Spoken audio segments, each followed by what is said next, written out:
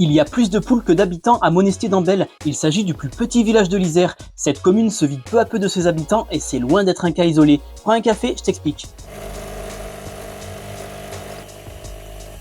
En France, il y a plus de 3000 villages qui comptent moins de 100 habitants et ils ont souvent du mal à garder leurs villageois. Monestier-d'Ambel est l'un d'eux. Il est situé dans le sud de l'Isère, à la frontière avec les Hautes-Alpes. Il compte 14 habitants alors qu'ils étaient une soixantaine dans les années 90. Alors bien sûr, des villageois sont décédés, mais d'autres sont partis pour rejoindre des zones plus peuplées, car à Monestier-d'Ambel, comme dans d'autres villages de la même taille, pas moyen de trouver un médecin. Certaines personnes âgées rejoignent donc la ville pour se rapprocher des généralistes, dentistes et autres spécialistes. Quant aux jeunes, c'est l'appel du travail qui les pousse à partir. À proximité de ce village isérois, par exemple, à part la station de ski du Dévoluy qui recrute en hiver, les offres d'emploi ne sont pas nombreuses. L'absence de service est aussi une raison qui pousse les habitants à partir ou qui décourage les nouveaux à s'installer. Rien que pour faire leurs courses, les habitants de Monestier-d'Ambel doivent faire 60 km aller-retour. Et pour trouver une boulangerie, il faut faire 20 minutes en voiture. Et puis il n'est pas toujours simple d'acheter une maison dans ces petits villages. Les prix restent parfois élevés et les biens disponibles ne courent pas les rues. Certaines maisons sont des résidences secondaires rarement occupées, d'autres sont des ruines ou des biens hérités, parfois laissés à l'abandon plutôt que d'être vendus. Mais attends, c'est pas une fatalité,